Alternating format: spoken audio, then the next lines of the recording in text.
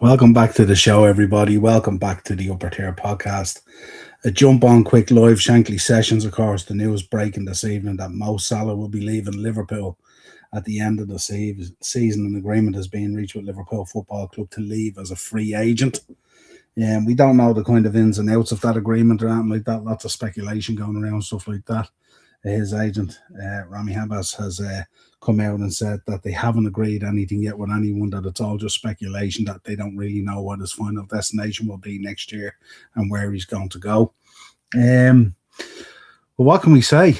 Really feels like the end of an era here. That fabulous trio that played up front for us, that came in and were so good. Mane and Bobby Firmino and Mo Salah, and how the three just clicked, and it was just a magical time to be a Liverpool fan and stuff like that. Goals galore, beautiful play. Klopp came in, rock and roll football. I remember when we signed Mo from Roma, and the thoughts at the time. I think it was 35 million or whatever it was, or something like that. And I remember at the time people saying, Mo Salah, like the guy who didn't make it at Chelsea and all this kind of thing and all. But boy, oh boy, did he light up the Premier League. An absolute Premier League legend, a record that stands up to anyone really and stuff like that. But more than that, really, and we often look for that as Liverpool fans as well. That's really important to us. Just a great human being as well, an absolute ambassador for the club, an absolute ambassador really for mankind and the human race, really. Just such a wholesome person and stuff like that. So unselfish at times and forever giving and stuff like that. And I'm sure we'll hear in the next number of months and over time as well a lot of the stuff that he did that we don't even hear about and stuff like that. But on the pitch, an absolute monster of a man, really. The trophy hall speaks for itself, let alone the individual accolades that he won. Probably enough to fill 2 or 3 rooms. You've seen the video this evening on the trophy hall and all that kind of stuff. So many boots, man of the matches, player of the month, player of the year, this, that, the other, the whole thing, but if you look down, of course, the 2 Premier Leagues, of course, and the Champions League sticks out. And of course, we were so unlucky in the other Champions League final as well, weren't we? Where we didn't, where he got the injury up against Ramos and he did the collarbone or the shoulder or whatever. And just, I remember the gasp around the stadium, and we were sitting in Anfield watching the watch along for it, really. And just the gasp in there as well when he went down, and the fact that he couldn't play on, and we were beginning to get on top of that game and stuff like that and all. But there's no doubt that the bond between him and his teammates and the bond on the pitch and that telepathic thinking of where a guy is going to be and how you link up with him and stuff, and that bond he had with Bobby and with Mane and stuff like that was just a very, very special time as a Liverpool fan, And I'm old enough to remember the greats that played for Liverpool. I've seen them all play. I'm following Liverpool now since 1978.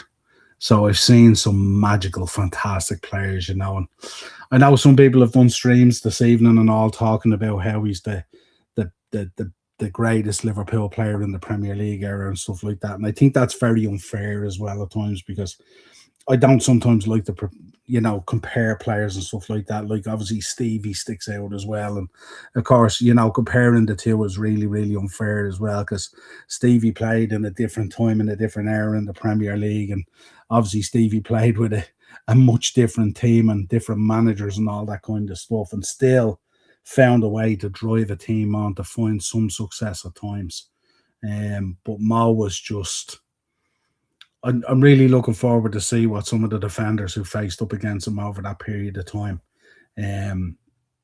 say about him and how difficult he was to play against and stuff like that. We've seen him turn some of the greatest defenders who have played this game on the planet, turn them inside out and made them look very ordinary and stuff like that. An absolute sensational player. I know one kid tonight is going to be absolutely devastated. My son Ben latched onto Mo right from the beginning, and if you look in Ben's room, it's just a shrine to Mo Salah. So I don't know what he's going to do at the end of the season. He might have to do a bit of new decorating or something like that and all, I suppose when we look at it, we may think that maybe last summer was the time to bow out rather than sign the 2-year extension. Maybe that was the time to bow out. You were on a high. You'd won the Premier League. He broke every record. It was his best statistical record at Liverpool last season. What a sensational season he had last year. And it was going to be very, very difficult under any circumstances to top that season, especially with the signings that we made and the way things were going to move around and change. And little did we know, obviously the tragedy of Diogo, of course, in the summer and stuff, was tough on the club. And then the signings came in and they didn't quite knit. And they struggled and all that kind of stuff. And it was a kind of a struggle of a season, really, And we know it wasn't without its difficulties for this man either as well. He's had a really, really tough season. And you can tell this decision has been coming a while now, because you can tell it's just, you can tell by the way when he scores a goal, you can tell his reaction to the fans and all, you can see how disappointed he does be when he's subbed. You can see how disappointed he is when he's not starting and all this kind of stuff. And sometimes you kind of have to accept that in your career as well. And you become more, dare say, not a bit part player, but you have to adjust slightly when new signings come in and stuff like that and all. And I think he's found it difficult as well. I think he's struggling as well as he moves into the latter stages of his career as well. And we never want to see a player in this situation. We always want to see our players, and especially our legends, bow out at the very top of their game and stuff like that, I think we did roll the dice in terms of the contract. I think there was there was probably a good offer there and stuff like that. And in hindsight, maybe they may have looked at that. But then again, delivering the Premier League trophy last season kind of vindicated that decision. But then you look at this season and the drop off and now the decision to go. Does it vindicate the decision? I don't know. It's hard to know. But yeah, it's a sensational player. Sad to see him go. But we don't lament our heroes. We celebrate them. And he will be another one that we will carry in our hearts, and we'll have fond memories of him and stuff like that.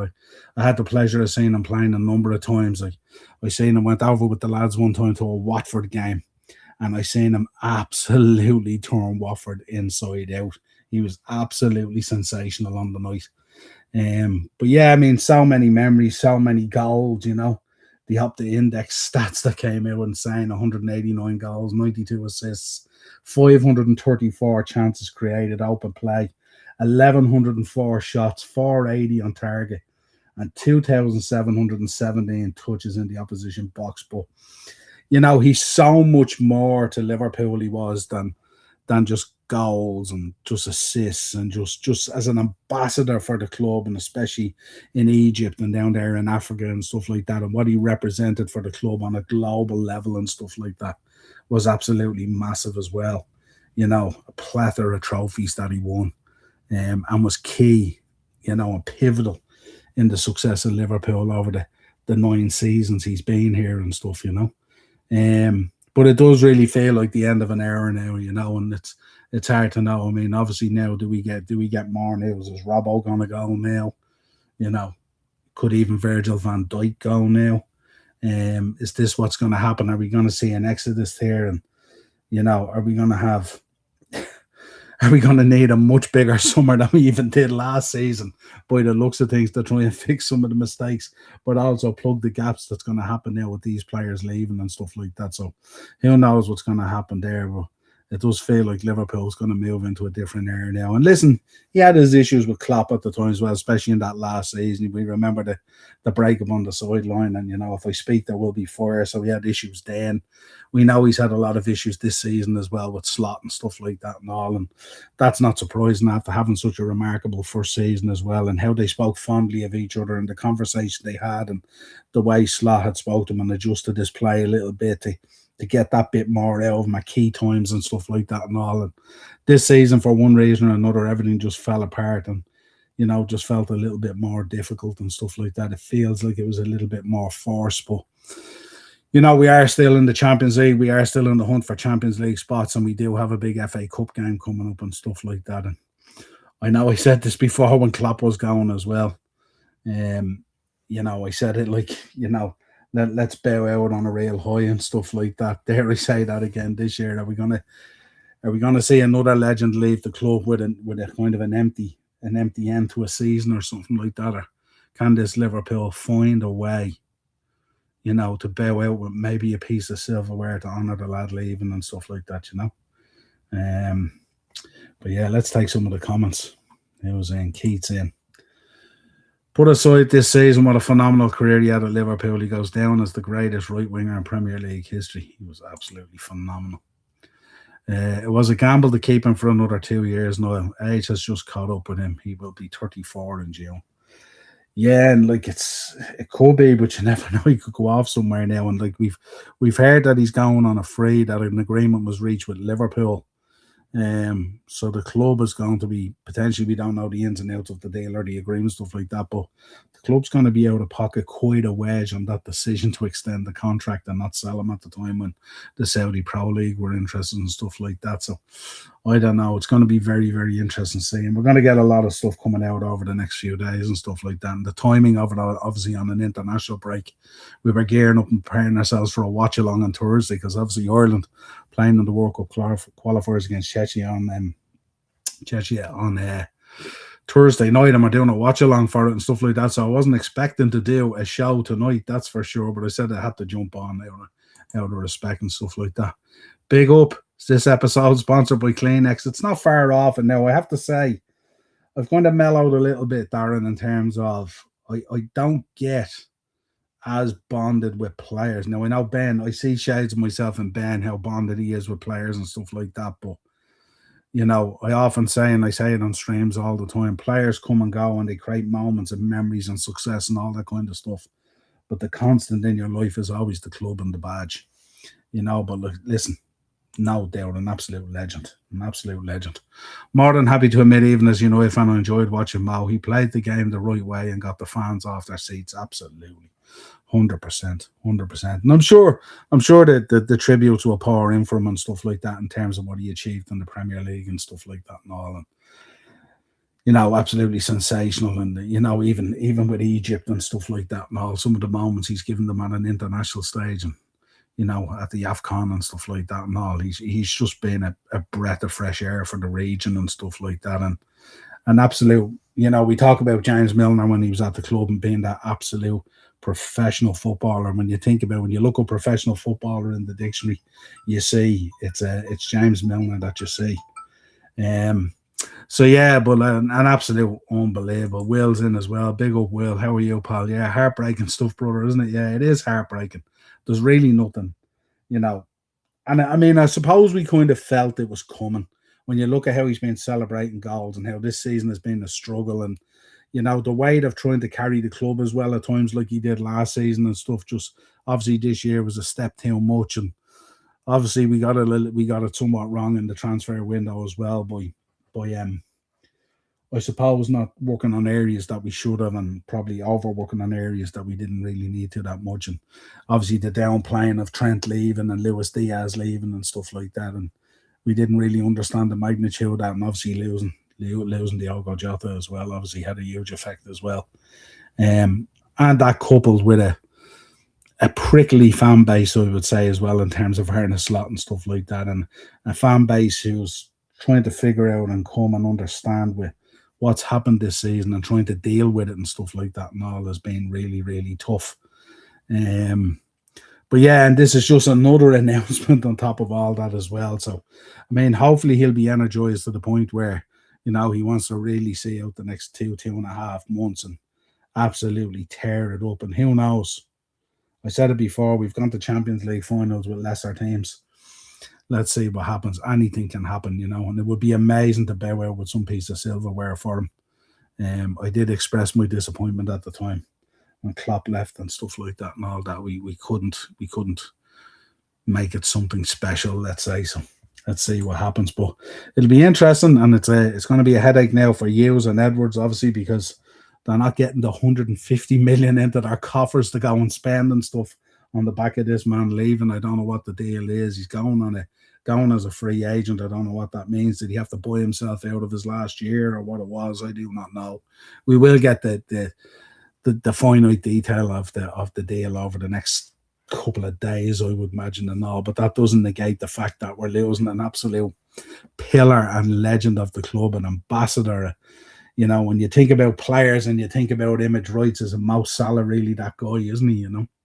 And listen, we can only but wish him good luck wherever he goes and stuff like that, you know. And I do think the time is right now. Probably would have been better maybe last summer when he bailed out after breaking all those records, having his best statistical season at Liverpool and winning the Premier League.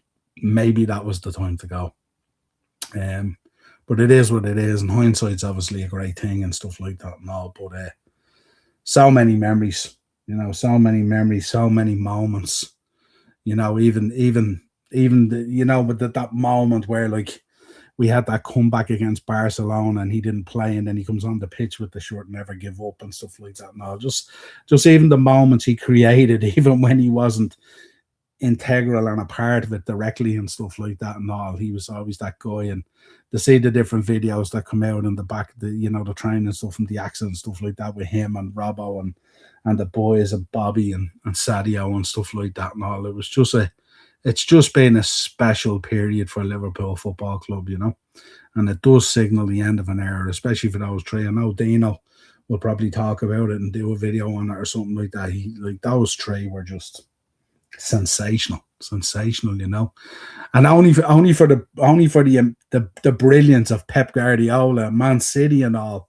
There probably would have been a hell of a lot more silverware as well, you know, and that's the crazy thing, isn't it? That like we had such a sensational team and such a sensational forward line, and you know the brilliance of Van Dijk at the back and Allison and you know, all of them really, you know, we shouldn't be just naming certain ones, you know, Henderson was in there for being, you know, so many great players who played, and it was just an amazing era. This does feel like the end of that era now. This feels like probably him and Robbo, and who knows, as we said at the top of the show, maybe Van Dijk, who knows what's going to happen. But it's going to be a massive summer then for Liverpool. They're going to have to figure out what they're going to do, and boy, Jesus, they better get a Champions League spot or we're going to be in real trouble. But yeah, I just want to say a big thank you to Mo Salah. Thank you for the memories, the goals, the moments, everything. And we leave it at that. Talk to you again real soon, folks. Cheers.